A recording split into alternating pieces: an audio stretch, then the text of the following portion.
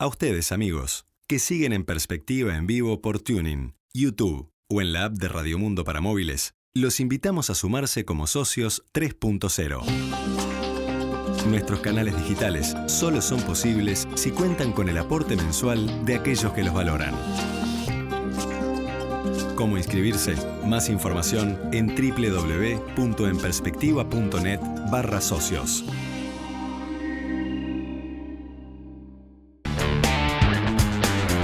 Abrimos, señoras y señores, la mesa de En Perspectiva en este jueves 24 de enero de 2019.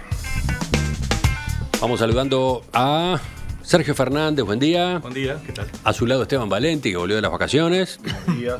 Acércate más, así se te puede escuchar. Todavía me cuesta acercarme. O venir ser tú, también regresando, ¿no? Buen día. Bueno, en un paréntesis. Un paréntesis. Espero tomarme una semanita. Bueno. Sí. Se nota que estás de vacaciones.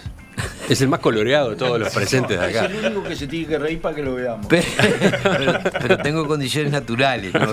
Sí.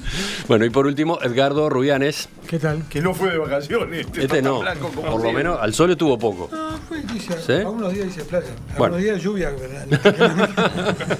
Vamos al primero de nuestros temas. El movimiento Un Solo Uruguay volvió a concentrarse ayer en Santa Bernardina, Durazno, en un acto en el que criticó al gobierno por lo que llamó déficit fiscal insostenible y pidió bajar la voracidad recaudadora del Estado. La concurrencia fue claramente menor a la del acto de hace un año, cuando los autoconvocados se dieron a conocer. La lectura de la proclama estuvo a cargo del productor agropecuario Julián Cabrera, quien pintó un panorama sombrío de la actualidad económica. Acá la gente migra porque se termina el trabajo, por falta de posibilidades de desarrollo personal y familiar, falta educación, falta salud, falta infraestructura, falta futuro porque no hay presente.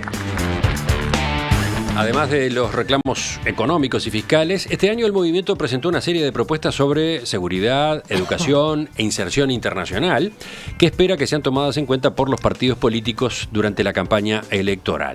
Hablando justamente de políticos, entre el público que llegó a Durazno se encontraban 5 precandidatos. Los nacionalistas Luis Lacalle Pou, Verónica Alonso y Jorge Larrañaga, Pablo Mieres del Partido Independiente y la coalición La Alternativa, y el economista Ernesto Talvi, uno de los postulantes del Partido Colorado. Pero también había representantes del oficialismo. Más temprano, el senador Andrés Berterreche señalaba: yo no fui, pero hubo gente de mi partido que estuvo, y mencionó el caso del senador Daniel Garín. Bueno, ¿ustedes cómo vieron este hecho político, social de ayer? Veamos cómo lo vio, ya que usamos el verbo ver, veamos cómo lo vio Onir Sartú, que estuvo ahí. Yo fui en función de que hemos coincidido con la gente de uso en la posición con respecto a al contrato ROU UPM, ¿no? Es lo que se suele llamar el proyecto UPM2. Entonces estuve presente allí. Es cierto que había menos gente, igualmente había mucha gente. Digo, en estos tiempos pensar que alguna organización logre convocar miles de personas en el medio del campo cuesta pensarlo. Cuesta acá en Montevideo juntar en cualquier plaza del centro un grupo de personas. Solo las mujeres. Solo las mujeres y la marcha de diversidad. Sí. Que son las excepciones, ¿no? Sí. Bueno, pero una cosa son actos hechos desde el llano y otras cosas son cosas alentadas desde el sistema público, ¿no? Donde hay la institucionalidad política convoca, ¿no? O impulsa. Son cosas distintas. Lo cierto es que había, yo estimo, no soy muy bueno para calcular, pero estimo que algo alrededor de 10.000 personas, tal vez entre 10 y 15.000 personas. No es fácil percibirlo porque había gente desperdigada debajo de los árboles y en lugares con sombra porque era muy, muy pesado el calor. Yo digo, sinceramente la sensación que tengo es todo todavía muy primario, pero es la sensación de que algo está pasando en el medio rural, ¿no? Esto suele describirse como, bueno, es la oligarquía del campo que tal cosa. Y yo ahí vi gente de todo pelo y de todo tipo, ¿no? Sí, gente que va en 4x4, pero mucha gente que uno se da cuenta que hay gente que trabaja manualmente y al rayo del sol, ¿no? Es una cosa extraña que desde la ciudad cuesta interpretar. Yo estoy realmente tratando de entender algunas cosas, algunos códigos y algunos problemas que se están planteando. Pregunta un oyente, Marcos, ¿podemos llamarlos nuestros chalecos verdes? Es claro, aparecieron antes, ¿no? Los autoconvocados uruguayos aparecieron antes que los chalecos amarillos franceses, pero ¿hay algún punto de contacto? A mí me parece que no, en el sentido que es un espíritu bastante distinto, ¿no? Una cosa que sorprende es miles y miles de personas durante todo un día allí, no vi un solo incidente, no vi una sola actitud violenta. En ese sentido, claro, hay diferencias, pero quizás en cuanto a la forma de gestarse, en cuanto a cómo pararse frente al debate político. Bueno, pero ojo porque yo creo que uno de los problemas que este movimiento, lo digo como observador nomás, uno de los problemas que me parece que tiene es que no ha logrado presentar una consecuencia ante la falta de atención a sus reclamos, digamos, ¿no? Si hace un año hicieron un planteo y vuelven al año siguiente, según ellos, en la misma situación, y no ha habido una conducta, digamos...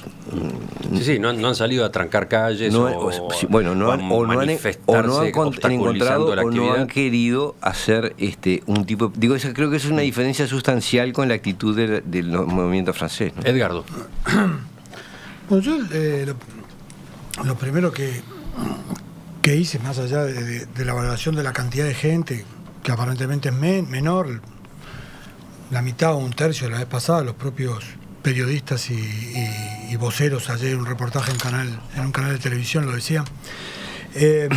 Voy al contenido de la propuesta, que es lo que me interesó en particular. Uno agarra el documento, leído ayer, yo lo leí con atención, y lo que encuentra al principio es que hay un relato errado de la situación actual. Para mí hay un relato errado de la situación actual. Al menos porque, por un lado, dice que se perdió un año negando de que ha habido cambios. O sea, reconozcamos que la movilización del año pasado generó un cambio a nivel político, una actitud distinta. De hecho, se generó una serie de instancias, de reuniones, decretos, etcétera. Se podrá fundamentar, como recién decía el vocero de Un Solo Uruguay, que no mueve la aguja o que ha sido débil esa respuesta, pero reactividad o reacción al planteo realizado luego del evento del año pasado hubo. No es que pasó desapercibido y que no se le dio ninguna pelota, digamos, al planteo, que no está expresado en el relato que se hace de la proclama, porque el relato que plantea es que una situación tan crítica al Uruguay, donde que choca con lo que son una serie de indicadores que han sido difundidos en los últimos tiempos sobre, que tú también lo señalabas hoy en el reportaje, sobre indigencia, sobre pobreza, sobre crecimiento del PBI, o sea, y la respuesta que da el discurso, la proclama, lo que está escrito, es que esos son datos oficiales con los cuales no se puede confiar. Y eso es a mí me parece grave esa definición. Eso es decir, que el Banco Central, cuando dice que aumentó el 1.8 o el 2% el PBI durante el año 2018, es mentira. O cuando lo dice Deloitte, con las consultoras privadas que también hacen sus balances. Entonces, me parece que hay una cantidad de componentes en el discurso. Negar eso es a partir de un mal punto de partida para poder considerar lo que es los planteos que se hacen sobre problemas que realmente existen y que habría que considerar en la medida que pueden ser de alguna manera disecados y separados de las cosas que no son problemas y que de alguna manera ellos los plantean como que lo son y que las cifras oficiales no son de confianza. No es de confianza la DI, el Instituto Nacional de Estadística, no es de confianza la DIEA, o sea, la Dirección de Información y Estadística del Ministerio de Agricultura y Pesca, no es de confianza el Banco Central. Eso es lo que están diciendo, vamos a entenderlo, lo que se está diciendo es eso. No señalan que haya intencionalidad política. No le importa, pero eso lo aclaraba Nogué cuando yo lo entrevistaba hace un rato, pero dicen que bueno, que algo está fallando en la técnica de recolección de la información. Claro, entonces hablando que el Banco Central, el INE y otros organismos que hacen, y consultoras privadas que hacen relevamientos sobre el PBI o sobre distintas otras variables, son equivocadas. Y digo, me parece que es de poco rigor para una estructura que se plantea propuestas de cambio, de alterar o de modificación de la realidad porque hay problemas, y se parte de un diagnóstico en el cual no se reconocen las realidades. Esteban. Yo voy a dividir en dos. La segunda parte voy a hablar de los contenidos de la propuesta. La primera voy a hablar de los aspectos políticos, porque en año electoral uno fuma en la calle y es un tema político. Primero, había menos gente, pero yo desafío a cualquier organización de este país el 23 de enero a convocar a alguien para algo que no sea una gran sorpresa y juntar esos miles de personas que juntaron a la gente de campo. Yo, político, lo atiendo. Me parece que es un problema que hay que atender. Exacto. Sobre todo gente dispersa en todo el país, gente que tiene que viajar muchos kilómetros, etcétera, y con una organización que ojalá yo la tuviera. Entonces, ese es un primer aspecto. Segundo, la presencia de los políticos. A mí lo que me molesta es la hipocresía mutua. Es decir, cuando vinieron acá al Palacio Legislativo, rentabilidad o muerte, no sé si ustedes se acuerdan, en el año 2003-2004, estábamos, los del Frente Amplio estábamos todos. ¿Quién lo convocó eso? Era una Federación Rural y PICNT. Por eso, está bien. Que es muy distinto. No importa. Es muy distinto. No importa.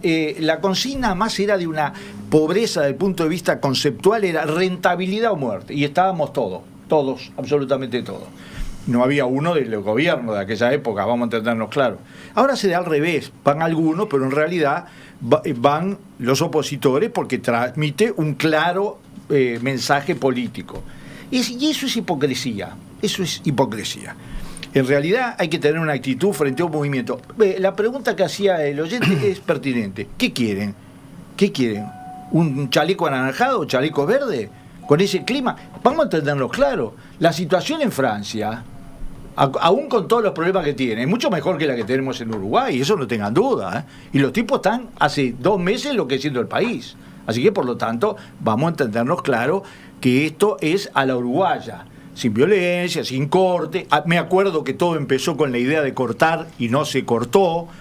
Después, desde o sea el punto de el vista, movimiento Un Solo Uruguay arrancó con aquellas ideas que se estuvieron manejando a través de las redes sociales y que iban a cortar rutas, ¿no? Ahí está, algunos manejaron y otros los bajaron a tierra y los trajeron a manifestación en Santa Bernardina.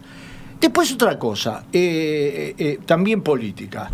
Digamos, escucho a un senador del Frente Amplio del MPP-MLN, que dice que hay que recibir a los oficiales, a los que tienen personalidad jurídica. Pero ¿cómo, estimado Berterreche? Tú que eras del movimiento que consideró que el UTA era la quinta esencia del movimiento revolucionario, popular, civil y todo lo que quieras, ¿vos te parece que unas miles de personas que se reúnen hay que pedirle personalidad jurídica? Vamos. Y construyamos una Estás aludiendo a la entrevista más temprano con Andrés Berterreche, por favor, que señalaba que tiene lógica la forma como ha procedido el gobierno en cuanto a entablar el diálogo con las instituciones representativas y con personalidad jurídica, claro. No tanto con Un Solo Uruguay, que no la tiene. Bueno, recuerdo, UTA. Entonces, dejémonos de menearla. Tema político. Había menos gente. Pero yo, ¿sabes lo que hice ayer? Comparé el apoyo y rechazo al gobierno hace un año y el apoyo y el rechazo al gobierno ahora, en Montevideo y en el interior, y empeoró.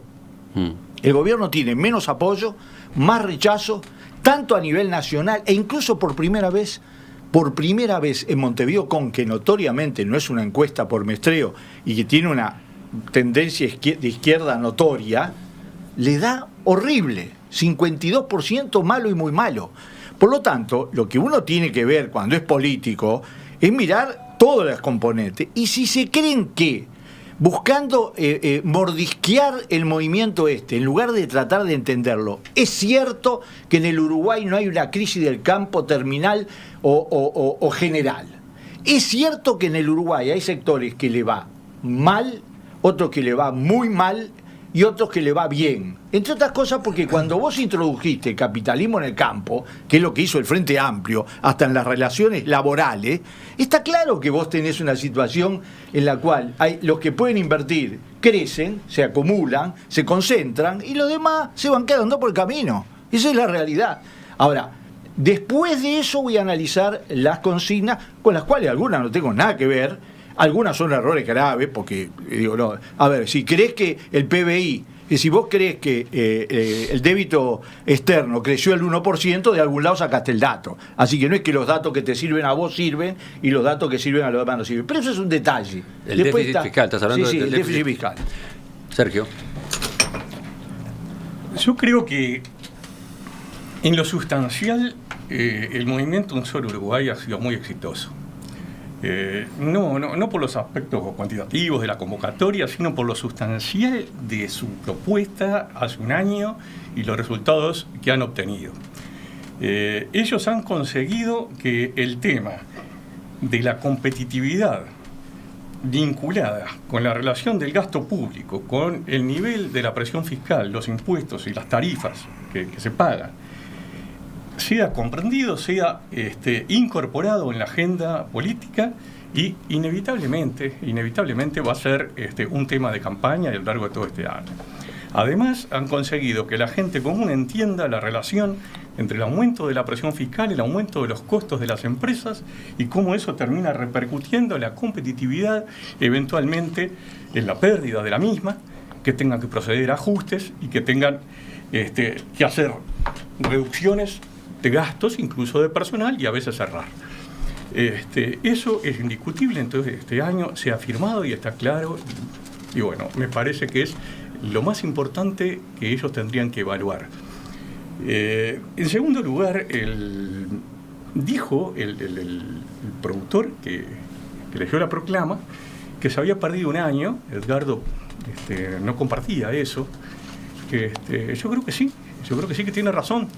En lo sustancial pasó un año entero y es cierto, se han hecho algunas conversaciones, algunas reuniones, pero en temas concretos de cambios no se ha hecho nada.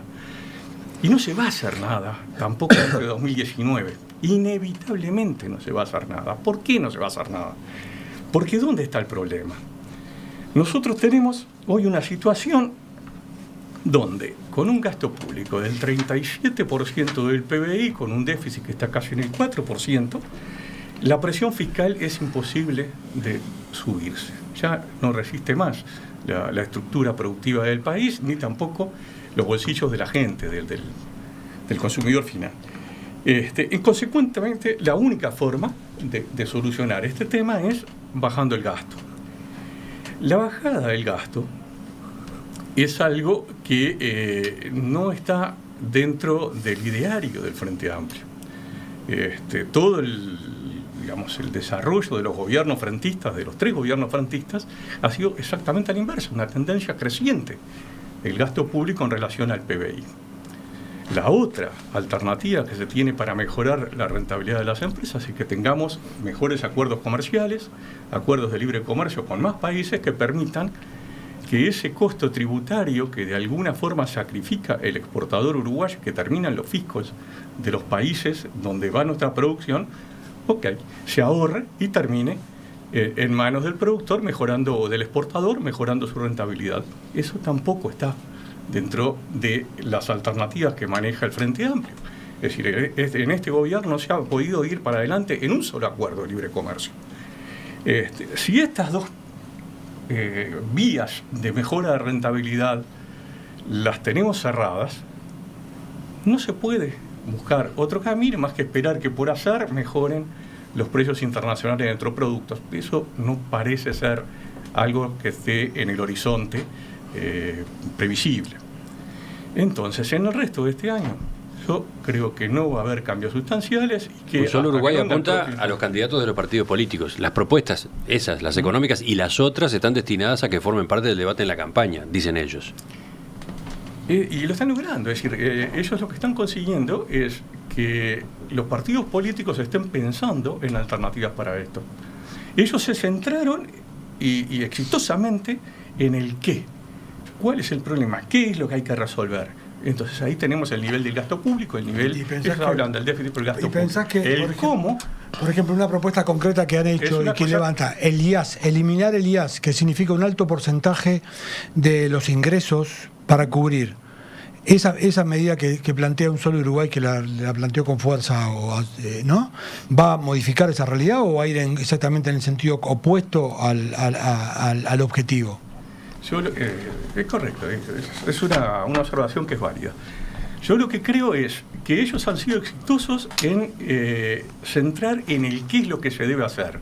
El cómo se debe hacer no se lo podemos pedir a una agrupación de productores o a un conglomerado de ciudadanos. Esto del cómo es una responsabilidad de los partidos políticos, de los equipos técnicos de los partidos políticos. Hay distintas formas, distintos cómo, y eso va a ser el debate seguramente electoral. Yo percibo, quiero decir, yendo a lo que, al contenido, yo percibo dos ideas fuerza en este movimiento, un poco coincidiendo con Sergio en varios aspectos. Una es la noción de que la producción rural no está siendo atendida, está siendo desatendida por las políticas públicas. Esa es una noción fuerte que tiene. Y que eso tiene, es decir, básicamente la idea es, bueno, existen situaciones de privilegio en la burocracia estatal y existen situaciones de privilegio frente a los mega emprendimientos económicos, y a los productores de toda la vida se los deja tirados. Ese es un discurso, una percepción muy fuerte, respaldada además por una tragedia social que se está produciendo, que es el cierre de microestablecimientos familiares, porque los que se van muriendo por el camino, de repente los más grandes reclaman rentabilidad, pero los más chicos se mueren, se cierran, se van. Y eso está provocando un problema social muy serio en el campo. Eso desde la ciudad no se percibe, no lo percibimos. Yo no me pongo en intérprete, estoy tratando de entender un fenómeno. Esa es una idea fuerza muy grande. Es decir, acá se vive para la burocracia montevideana y para los mega emprendimientos. Y a los que han trabajado toda la vida en el campo no se les da bolilla. Esa es una idea que atraviesa la cosa.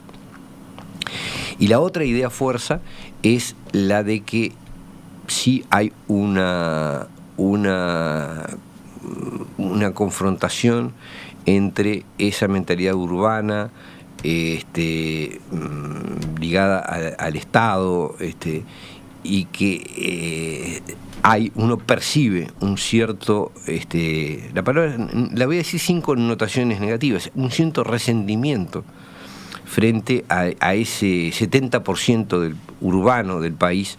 Lo decía la proclama, ¿no? En un país que no tiene industria, el 70% de la población vive acumulada en las principales ciudades, y entonces hay una cosa ilógica, ¿no? Eso es un planteo que hace. Es decir, los recursos provienen del campo, pero toda la población vive en la ciudad, donde prácticamente no se produce. Esa es una visión difícil de contestar. Quería decir esto. Me parece que ese fenómeno no está siendo bien, o esos dos mensajes fuerza no están siendo bien interpretados, ni por el gobierno ni por la oposición. El gobierno porque insiste en verlo como meramente o un mecanismo de oposición política. Para mí no es simplemente eso, hay algo bastante más profundo allí que habría que analizar. Y la oposición porque lo ve también como una oportunidad de captar votos, ¿no? Es decir, me da la sensación de que como sociedad no estamos interpretando bien el mensaje que esa gente está tratando de transmitir. Edgardo. Sí, yo creo que lo que sí es cierto, que comporta una cosa que dice Onir, es que la emergencia de este movimiento el año pasado determinó que la problemática agropecuaria fuera puesta sobre la mesa con mayor fuerza. Eso es una sin duda. Es una realidad. Y ha permitido comenzar a manejar información sobre las cadenas agroindustriales, su implicancia, los eslabones, cómo funciona la cosa, cómo la torta aumentó entre el 2002 y el 2017 y quién se llevó en esa torta aumentada la mayor porción. Y hay trabajos muy interesantes que yo tomé conocimiento recién el año pasado, a partir que se difundieron, donde decía que el 40% de la torta se la llevó la renta de la tierra.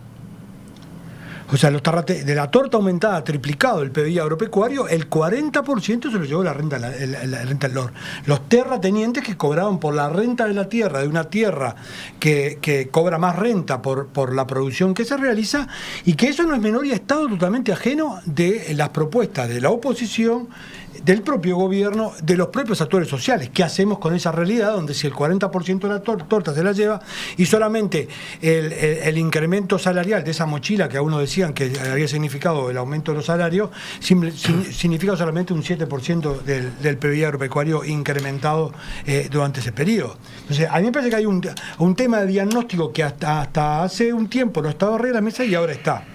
Por otro lado, hay algunos elementos que se dicen frecuentemente, y que lo reiteró ahora el vocero de USU recién, que habla del número de tambos que se pierden. Todo el mundo dice se pierden 2 o 3 tambos por semana, ¿no? 2 lo dice todo el mundo. En 40 horas se cierra uno. Bueno, eso 40 dijo él. Yo tenía el dato, 2 o 3 tambos por semana. Y eso lo vemos como un elemento muy dramático y realmente es un elemento negativo. Ahora, para los que manejan la información agropecuaria, ese proceso, ¿cuánto hace que viene ocurriendo? Agarremos la estadística de la DIEA y vamos a ver que hace años que viene a ese nivel, y de 75 a 150 tambos se cierran por año sistemáticamente todos los años, de las estadísticas anteriores. Agarren el último anuario y vayan a fijarse en eso y van a ver. Entonces la realidad es que hay 2 o 3 tambos que se cierran por semana en Uruguay ese tiempo, porque es un problema estructural. No es un problema coyuntural como quiere ser planteado por los voceros. Es estructural. Y son los tambos pequeños de menos de 50 hectáreas donde se da eso mayormente, porque hay un problema de escala que está generando eso. Que esa realidad, y que no solamente es de Uruguay, ocurre en Estados Unidos y en Nueva Zelanda. Existe ese declive, existe en esos otros 2 países también la producción lechera. Vayan a los datos estadísticos mundiales y los nacionales y van a ver que eso ocurre. Entonces, el problema de la producción familiar no es un problema de coyuntural, es un problema estructural que hay que dar respuesta. Hay zonas del mundo, como Europa, que le ha dado respuesta a lo eso hay lugares donde se subvenciona ciertas formas de producción. Se subvenciona al costo de poner dinero. Entonces significa que pasa a ser una política social, no productiva. Yo digo, vamos a pasar la gorra para juntar dinero, para apoyar la producción familiar y evitar que se vayan del campo. Es una definición política para hacer. Y en ese caso, si lo hacemos, vamos a necesitar más Estado. No menos Estado. Ahora, más Estado, porque para financiarlo... Ahora, la pregunta del millón ahí es, ¿por qué vamos a invertir dinero para una empresa como UPM? Es decir, ¿por qué vamos a poner miles de millones de dólares para una empresa para un UPM? Y se plantea la objeción de tener que respaldar formas de producción familiar. Esa es la contradicción que es fuerte. La pregunta en este momento, ¿saben cuál es? ¿Cuál? ¿Cuánto tiempo le vamos a dedicar a este tema? Porque estamos ya pasados de la duración del primer bloque y tenemos que resolver si vamos a seguir con este asunto en la segunda parte o no. A ustedes les queda por hablar todavía. Su segunda intervención, Esteban, Sergio. Bueno. ¿Vamos a hablar de este o nada más hoy? Sí, no, después hablamos, acá terminamos y después hablamos de Venezuela. Sí, en la segunda hora, en la segunda hora. Tengo una tanda atrasadísima. Bueno, habló. Si es corto. Sí. Bueno, primero, a mí me parece muy importante, y no lo rechazo, que un movimiento que viene y plantea los temas del campo, que es cierto, son sus temas centrales, hable de todos los temas del país. A mí me parece muy bien. Me parece muy digno y civilizado. No me gusta los chalecos anaranjados que le importa un agujerito así y hacen cualquier cosa. Pero fíjate lo que dijo Pablo Mieres, candidato presidencial del Partido Independiente y de la Alternativa. USU tiene un reclamo específico que es su fuerte, la competitividad. Esa es su especificidad, pero este año optaron por hacer una especie de plan de gobierno. En opinión de Mieres, el movimiento se equivoca y pierde de ese modo, porque en una democracia la función de una organización social es reclamar por sus intereses particulares. Bueno, tenemos discrepancia con Pablo Mieres, ¿qué quiere que te diga? Yo creo que en el Uruguay, así como se critica o se apoya al movimiento sindical porque tiene una visión global de todos los temas, y entre otras cosas porque las reivindicaciones del campo tienen mucho que ver con todos los demás temas. No es simplemente mover impuestos, no es simplemente... Además, también la hipocresía, ¿no? Si todas las medidas que se adoptaron costaron $7 millones, entonces no me vengan a decir que liquidar la mitad de la flota de autos, que es escandalosa, 1.600 viajes del Poder Ejecutivo, la cantidad de asesores, etcétera, que pueden mover bastante más de 7 millones, esas no mueve la aguja. Hay que ser coherente en las dos cosas. Ahí estás criticando Ahora, de vuelta a Berterreche, ¿no? No. A todos dicen que no mueve la aguja, lo dicen los productores. El MP devolvió todos los viáticos, todos los legisladores lo tenés claro, que lo tienen definido. Eso, en el caso del MP lo hace, ¿no? No hay duda. Eso El MPP lo hace y yo yo no soy fanático de a favor ni en contra de nada. Y Gandini está en contra de devolver los viáticos. Yo lo que digo es que, además de todo este tema, hay un diagnóstico que va a ser inexorable, nos guste o no guste. El problema es cómo, que es con el actual nivel de déficit fiscal, lo dicen todos los oficialistas, opositores, etcétera, es imposible convivir durante mucho tiempo. Hay que elegir dónde se corta, pero que es imposible porque no hay perspectivas a corto plazo de un crecimiento espectacular de unos 2.000 millones de dólares de ingresos por vía del crecimiento. Tendría que crecer el PBI 8%, no lo creo. Entonces, que se plantee de esa manera, bueno, hay muchas cosas ingeniosas, muchas cosas que al principio, en el primer gobierno de Tabaré Vázquez, se dieron. Ahora lo que se hace es flotar.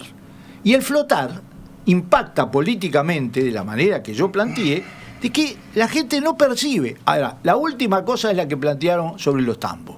Yo, que me considero de izquierda radical, a mí me preocupa mucho que todos protesten, pero los grandes se queden con cada vez más parte del mercado.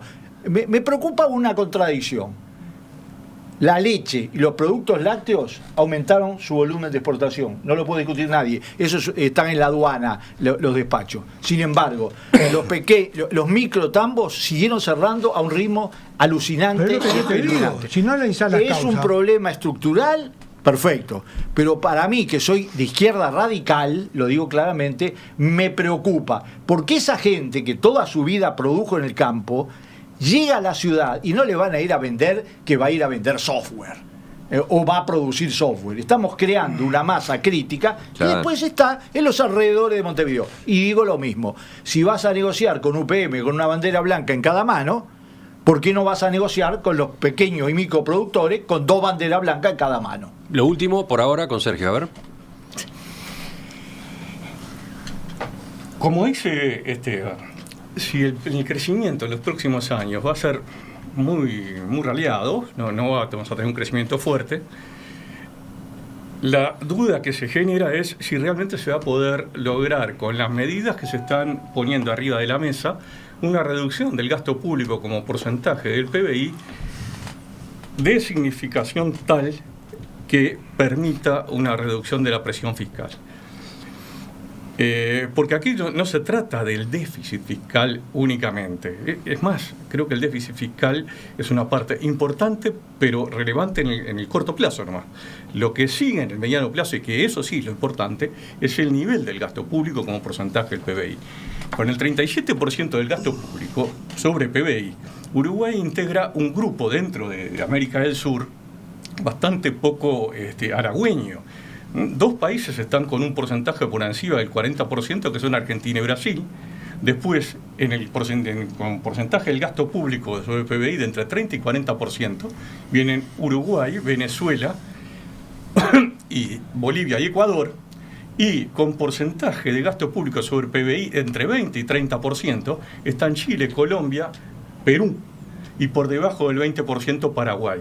Las economías más exitosas de América del Sur, las que en este momento están más saneadas y más empuje, tienen una proporción de gasto público sobre el PBI sustancialmente inferior a la que tiene Uruguay. En el grupo en el que estamos, si queremos bajar ese porcentaje con este tipo de medidas, yo tengo mis dudas si se puede hacer en un corto plazo. Las medidas son extremadamente cautas.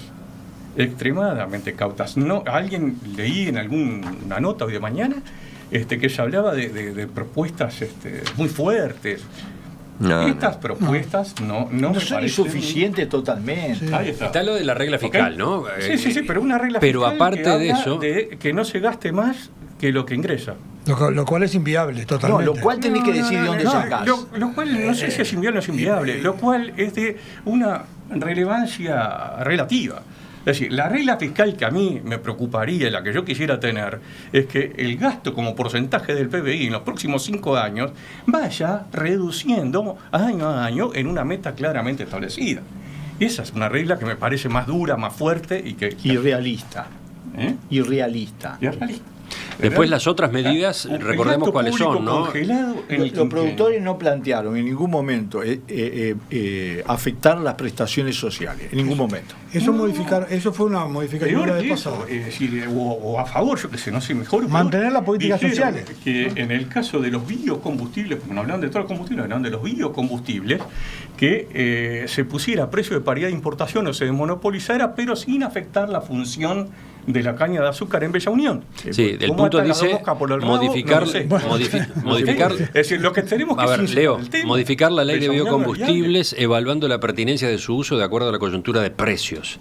Liberar la importación o comprar dichos biocombustibles a paridad de importación, cuidando en la gestión la función que hoy cumple en Bella Unión el cultivo de caña de azúcar. Bueno, pero hay otros puntos, ¿no? Hay muchos, pero son 10, 11, 12. Hay varios que son contradictorios. Lo de la reforma fiscal y sacar el IAS, la reforma previsional. El tema de los empleos públicos. El tema, por ejemplo, ellos dicen que no ingresen empleos públicos por 5 años. Y entonces con la cantidad que... No ingreso de empleados públicos ni contratados por al menos 5 años, a no ser en la atención directa en áreas sensibles como educación, seguridad y salud. Está loco, Otra vez la relativización. Pero es lo que se hizo en estos años. El porcentaje que aumentó de empleo público básicamente tiene que ver con seguridad, con salud y con educación. Si se quisiera hacer una propuesta 27.000 que fuerte, firme para bajar, acá hay que empezar a discutir otro tipo de cosas. Vamos a seguir teniendo empresas públicas que no son necesarias o que son inviables o que son permanentemente deficitarias, como vos tenés el Correo, como tenemos AFE, como tenemos Pluma Antiautónomo, o podemos prescindir de ellas. Pluma, por suerte, murió. Bueno, si podemos prescindir de ellos, lo lógico es que también terminemos con este tema de la inamovilidad y podamos prescindir de los funcionarios porque se quedan sin función. El Ministerio de Ganadería y Agricultura ya dio un primer paso con el Correo. Sí, se anuló el contrato de distribución. Está ayudando con el Correo, correcto. ¿Okay? Pero entonces, es obvio, porque ahí si nos no vamos le llega la caravana... Ahí nos vamos metiendo en los caminos por los que podemos bajar un poco más rápido el gasto público, ¿no? En el tema de los combustibles, bueno, lo que decía Emiliano recién, pero resulta que en ANCAP, dejemos por un momento ANCAP Combustibles un costado, vamos a seguir fabricando cemento. Vamos a seguir con la planta de cal y cemento. Creo que hay un hecho importante que plantearon, que es el tema de las empresas públicas de derecho privado, ¿no? Es decir, las personas públicas no estatales. Porque obligar que las empresas, se ha perdido... obligar que las empresas de derecho privado y capitales públicos sean controladas por los organismos estatales, generando la reglamentación que lo permita, sin burocratizar los procesos empresariales. Eso probablemente haya consenso y después en el ámbito político, y después plantean el cierre de aquellas que sean deficitarias sistemáticamente, las ¿no? que tengan pérdidas permanentes. Bueno, digo, pero esta es una cosa que ha hecho todo el sistema político, es la proliferación de este tipo de empresas que no controla a nadie, que utilizan dinero público y no lo controla nadie. Y solamente en gobierno de izquierda batimos los récords. Bueno, acá se batieron los récords, pero digo, no es un invento del gobierno frente amplista, es un invento por el cual todos los partidos han encontrado la manera de utilizar dineros públicos y salteándose todos los controles.